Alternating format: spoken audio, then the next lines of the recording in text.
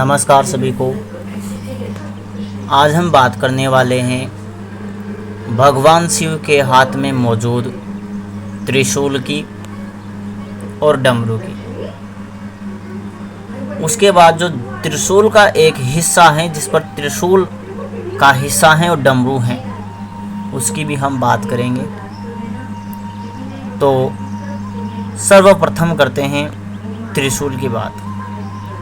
त्रिशूल, त्रि यानी तीन और शूल यानी कांटे, जिसमें तीन कांटे हैं, जो कि किसी शक्ति का प्रतीक भी हो सकता है। इस प्रकृति में प्रत्येक मानव के भीतर तीन गुण हैं और उन तीनों ही गुणों को तीन शक्तियां नियंत्रित कर रही हैं। वह शक्तियां उस गुण की प्रधानता की वजह से अपने हिसाब से काम करती हैं और व्यक्ति उन तीन गुणों के अधीन होकर अपना कार्य करता है, या यूं कहे कि उनसे वह कार्य जबरदस्ती करवाया जाता है। कोई भी व्यक्ति ना तो अच्छा होता है ना ही बुरा होता है। शुरुआत उसकी होती है परिवार से और परिवेश से। जैसा परिवार और परिवेश होगा, जैसे उसके मित्र होंगे, वैसा ही उसके भीतर व्यवहार आना शुरू हो जाएगा। तो शुरुआत में व्यक्ति में कोई सा भी गुण प्रधान नहीं होता है, तीनों ही गुण बराबर अवस्था में रहता है। तो उन्हीं तीन गुणों का विकास होता है परिवार से। परिवार में सात्विक लोग हैं तो सत्व गुण ज़्यादा हो जाएगा। परिवार के लोग तामसिक हैं तो बच्चा भी तामसिक हो जाएगा। परिवार के व्यक्ति राजसिक प्रवृत्ति के हैं तो बच्चे में भी राजसिक प्रवृत्ति बढ़ जाएगी। ये तो पहला चरण होता है जहाँ पर बच्चा अपने ही परिवार से कुछ ना कुछ सीखता रहता है। लेकिन परिवार में तो उसे बोला जाता है कि झूठ मत बोलो, किसी को चोट मत पहुँचाओ। लेकिन परिवार में ही घर के व्यक्ति लड़ते झगड़ते रहते हैं, तो वो तो कर तो ऐसा रहे हैं कि लड़ो मतो और खुद ही लड़ रहे हैं, तो बच्चा उनको देखकर फिर क्या सीखेगा। ये तो झूठ बोलते हैं, तो वो झूठ बोलना सीख जाता है। लड़ने की मना करके खुद ही लड़ते हैं, तो इनकी बातों में कोई सच्चाई नहीं है, तो वो मानता नहीं है फिर बातें। छोटे बच्चे को डांट कर समझाया जा सकता है, लेकिन वो जो देखेगा मानेगा तो उसी को ही। भले ही हम कुछ समय के लिए किसी को प्रतिबंधित कर सकते हैं, लेकिन स्वतंत्रता जब मिलती है तो वो अपने हिसाब से काम करता है। तो शुरुआत होती है उन तीन गुणों की परिवार से। परिवार से बाहर वो निकलता है तो दोस्तों के बीच रहता है। जैसे दोस्त उसको मिलेंगे वैसा ही उसका व्यवहार होता जाएगा। दोस्तों के बाद फिर नए दोस्त मिलते हैं विद्यालय में। विद्यालयों में कैसे दोस्तों के साथ वह रहता है, उसके हिसाब से उसमें गुण आते हैं। शुरुआत में कोई सा भी गुण व्यक्ति के भीतर नहीं होता है। छोटा बच्चा खुद ही ब्रह्म स्वरूप है, खुद ही ब्रह्म है। वो जैसा चाहे वैसा निर्मित कर सकता है, खुद ही ब्रह्म है, शून्य है वो, उसके भीतर कुछ भी नहीं है। और यही शून्य की अवस्था है जहाँ पर मन भी नहीं है, विचार भी नहीं है, ना ही कुछ ज्ञान है, कुछ भी नहीं है। और जहाँ कुछ भी नहीं है वही शिव है, जिसे ओरिजिनल रूप में ब्रह्म कहा जाता है। हालांकि शिव तो रुद्र है ना, तो ऊट पटांग हरकतें करेगा बच्चा, लेकिन वर्तमान में जब वो पैदा होता है तो उसके भीतर कोई सा भी गुण प्रधान नहीं होता है। तीनों गुण समान होते हैं। तो इस प्रकार से जब तीनों ही चीज़ें समान हैं तो वो एक प्रकार से शून्य हो गया, ब्रह्म स्वरूप है। इसलिए कई बार कहा भी जाता है कि छोटे बच्चे भगवान का रूप होते हैं। वो जो भी कहते हैं सत्य कहते हैं, क्योंकि वो ब्रह्म स्वरूप है। जब उसका व्यवहार परिवार या बच्चे या विद्यालय के आधार पर परिवर्तन होता है तो वह उनके हिसाब से फिर कार्य करना शुरू कर देता है। तो ये तो हुई सामान्य बात, भौतिक बात, जो समझना भी आवश्यक है, क्योंकि हमारा जो उद्देश्य रहा है वह सरलता से कठिनता की ओर रहा है। पहले हम सरल चीज़ों को समझ जाए, जो चीज़ें हमें पता है वो हम समझ जाए, उसके बाद थोड़ा ऊपर बढ़े। तो ये तो भौतिक स्तर पर हो गया। अब थोड़ा सा सूक्ष्म स्तर की ओर चलते हैं, सूक्ष्म स्तर पर आगे बढ़ते हैं। तो वही त्रिशूल 3 रूप और धारण करते हैं। मूल गुण जो होते हैं, जिनको ब्रह्मा, विष्णु और महेश कहा गया है। त्रिशूल जो खड़ा हम त्रिशूल देखते हैं, क्योंकि उसको पकड़ा खड़ा ही जाता है। तीनों त्रिशूल ऊपर की तरफ रहते हैं, लेकिन वास्तव में तो उसका जो मूल निर्देश है तो उल्टा है। और उल्टा उसको किया जाए तो वो तीनों ही गुण नीचे की तरफ हो जाते हैं। ऊपर उल्टा तब त्रिशूल होता है तो एक ही हिस्सा रह जाता है। और डमरू भी उस पर बांधा जाता है, डमरू का भी संकेत दिया जाता है। तो डमरू की आकृति को अगर हम उतारने का कोशिश करेंगे तो वह अनंत क्षमता के अंतर्गत वो बनता है। जैसे हम गणित में 8 लिखते हैं तो 8 ऐसा होता है जैसे कोई चीज़ को उसके भीतर डाल दे तो वो उसके भीतर ही घूमती रहेगी, वैसा वाला ये सिस्टम हो जाएगा। तो वो डमरू की एक आकृति है और वही प्रतीक है शक्ति का, प्रकृति का। शक्ति का तो हम यहाँ बोलेंगे नहीं, प्रकृति का है, जिसको माया कहा जाता है। तो त्रिगुण में ब्रह्मा, विष्णु, महेश हैं, इनसे भी ऊपर है प्रकृति। यानी कि ये ब्रह्मा, विष्णु, महेश हैं, उनको प्रकृति के नियमों का पालन करना पड़ेगा। उनके प्रकृति के नियमों को ये तोड़ नहीं सकते। अगर ये तोड़ते हैं तो इनको अपने पद से हटा दिया जाता है। तो प्रकृति का नियम का पालन इनको करना होता है। थोड़ा सा जब उस प्रकृति से ऊपर उठते हैं तो एक ही डंडा रह जाता है त्रिशूल का। जो पिछला वाला मुंह है अकेला मात्र वह रह जाता है भाले की तरह। तो वह एक है, यानी कि वो ब्रह्म है और ब्रह्म एक ही है। पहले त्रिगुण आ जाते हैं, त्रिदेव आ जाते हैं, फिर उसके ऊपर आती है प्रकृति माया, जिसको अपरा प्रकृति भगवत गीता में कहा गया है। जब थोड़ा और ऊपर उठते हैं तो एकाक्षर ब्रह्म ओम, वह एक अक्षर ब्रह्म ओम है और वह ब्रह्म ही एकमात्र ओम है। तो वह त्रिशूल जो है वह एक अस्त्र या शस्त्र नहीं है। हालांकि अभी लगाया भी जाता है त्रिशूल, लेकिन अधिकतर मंदिरों में ही लगाया जाता है। जो समझाने का एक तरीका है कि आप ये त्रिशूल को देख रहे हो, यही 3 गुण आपके भीतर हैं। इनसे थोड़ा ऊपर उठो, माया से ऊपर उठो, प्रकृति से ऊपर उठो, तो फिर एक ही चीज़ रह जाती है, वो ब्रह्म रह जाता है, जो तीनों गुणों से परे हैं। इसलिए जो ब्रह्म है उसको निर्गुण और निराकार बताया गया है। और वह त्रिशूल एक समझाने का तरीका है, जिसका सही तरीका उल्टा है। और जो प्रकृति में हम पेड़ देखते हैं, आपको जड़ें नीचे दिखाई देगी और जो उनकी टहनियाँ और पत्ते हैं ऊपर दिखाई देगी, जो कि सब सामान्य बातें सबको दिखता है। लेकिन भगवत गीता में जो आध्यात्मिक पेड़ है उसको उल्टा बताया गया है। उसकी जड़ें ऊपर की ओर हैं, न कि नीचे हैं, जिसमें त्रिगुण भी बताए गए हैं। तो कहने का मतलब ये है कि ये जो त्रिशूल हैं वो ऊपर की ओर नहीं है, नीचे की ओर हैं। लेकिन इसको टहराना है तो उल्टा तो कोई गाड़ेगा तो कहेंगे ये कैसा पागल इंसान है, उल्टी त्रिशूल गाड़ रखा है।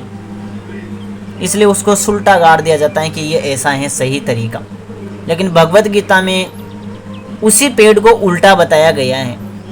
ये भौतिक जगत है, यहाँ पर सब चीज़ें ऐसी हैं, नीचे जड़ें हैं और ऊपर पेड़ पौधे हैं, फल लगे हुए हैं।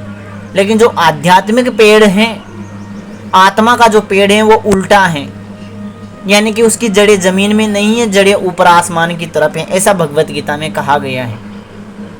और इसी को समझाने के लिए त्रिशूल अपने हाथ में भगवान शिव रखते हैं, कई देवी देवता और भी रखते हैं। वो समझाने का एक तरीका है कि त्रिगुण हमारे भीतर हैं, उनको हमें नियंत्रित करना चाहिए, उनके अधीन हमें नहीं रहना चाहिए, उनसे पार जाना चाहिए। ये एक समझाने का एक प्रतीक है, एक तरीका है। और देखा जाए तो कई व्यक्ति शिव ब्रह्म को ही बोल देते हैं। तो यहाँ पर ऐसा भी हम समझ सकते हैं कि अगर आप ब्रह्म की शरण में जाते हैं तो त्रिगुणों से ऊपर आप बढ़ जाते हैं, त्रिगुणों से ऊपर आप निकल जाते हैं, माया से पार चले जाते हैं। भागवत पुराण में कहा गया है कि त्रिगुणों से ऊपर माया है और माया से भी परे आप ब्रह्म हैं, ऐसा कहा गया है। तो त्रिगुणों से ऊपर प्रकृति है, माया है, और उससे भी ऊपर ब्रह्म है। और इन दोनों को ही समझाने के लिए कहा गया है प्रकृति और पुरुष, जिनके ऊपर सत्य हैं। उस सत्य को हमें जानना चाहिए। उस सत्य को जानने के लिए भगवत गीता में भगवान श्री कृष्ण ने अर्जुन से कहा है कि किसी गुरु की शरण ग्रहण करके उस सत्य को जानने का प्रयास करो। पुरुष और प्रकृति से भी पार जो सत्य हैं उसको जानने का प्रयास करो। तो जो ये त्रिशूल हैं, क्या ये हथियार हैं? हथियार हो सकता है, लेकिन ये युद्ध के लिए नहीं है। यह एक प्रकार से समझा जाए तो प्रतीक हैं। आध्यात्मिक व्यक्तियों के लिए ये प्रतीक हैं। दूसरे इसको हथियार मानना चाहे तो मान सकते हैं, अपने हिसाब से माने, लेकिन इससे किसी युद्ध को नहीं जीता जा सकता। यह एक प्रतीक मात्र है आध्यात्मिक व्यक्तियों के लिए। जो त्रिशूल का रूप है, उल्टी त्रिशूल इसको कहा जाता है। और भौतिक जगत में तो हर चीज़ें उल्टी की सुलटी हो जाती हैं, सुलटी की उल्टी हो जाती हैं, क्योंकि भौतिक जगत माया का जगत है। और माया को जब उल्टा कर दिया जाता है तो फिर वो ब्रह्म की ओर आगे बढ़ जाता है। और भगवत गीता में भी ऐसा कहा गया है, आध्यात्मिक पेड़ उल्टा है, जिसकी जड़ें जमीन में नहीं है, जड़ें आसमान की तरफ हैं। और इसको हमें जानना चाहिए और अपने विवेक के आधार पर वैराग्य की तलवार से इस पेड़ को भी काट कर गिरा देना चाहिए और अंतिम सत्य की खोज व्यक्ति को करनी चाहिए, ऐसा भगवत गीता में कहा गया है। तो ब्रह्म तक का ज्ञान हर जगह मिलेगा, हर जगह मौजूद है। और ब्रह्म से भी आवागमन हो सकता है, पुनर्जन्म हो सकता है, लेकिन जो ब्रह्म है उससे भी पार, जो पार ब्रह्म है उसको जानने का प्रयास करना चाहिए। अपनी आत्मा को जानना चाहिए, अपने आत्म स्वरूप को हमें जानना चाहिए। और जब आत्म स्वरूप को जानने लग जाएगा व्यक्ति, तो वो कहेगा कि ना तो कोई मेरे भाई बहन हैं, ना ही माता पिता हैं, ना ही मेरा कोई नाम है।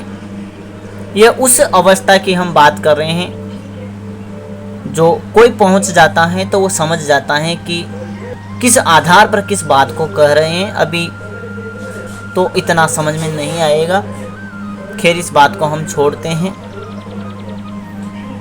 तो ये उस त्रिशूल के बारे में आज हमने जानने का प्रयास किया है। धीरे धीरे हम सब चीज़ों को जानने का प्रयास करेंगे। जो त्रिशूल हैं वह त्रिगुण हैं, त्रिदेव हैं। इनके साथ त्रिदेवियों को ले लीजिए। और थोड़ा ऊपर बढ़ते हैं तो फिर माया आती है, प्रकृति आती है। माया से तो हम माया बोलेंगे तो व्यक्ति कंफ्यूज हो जाएंगे, क्योंकि माया तो एक प्रकार से मनमाना आचरण जो कर रहे हैं हम, उसमें हम फंसे रहे, वो माया है। शक्तियाँ सिद्धियों के चक्कर में हम पड़े हुए हैं, तो वो भी एक माया है। तो जो चमत्कार करने में विश्वास करता है कि मैं कोई चमत्कार दिखाऊं, वो सब माया में ही पड़े हुए हैं। जो सिद्धियों से, शक्तियों से ऊपर उठ जाते हैं, जिनके मन में कोई मोह नहीं रहता है कि मैं ऐसा करके दिखाऊं व्यक्तियों को ताकि व्यक्ति मेरी ओर आकर्षित हो, ऐसा जिसके मन में नहीं रहता है, वो उस माया से ऊपर चला जाता है।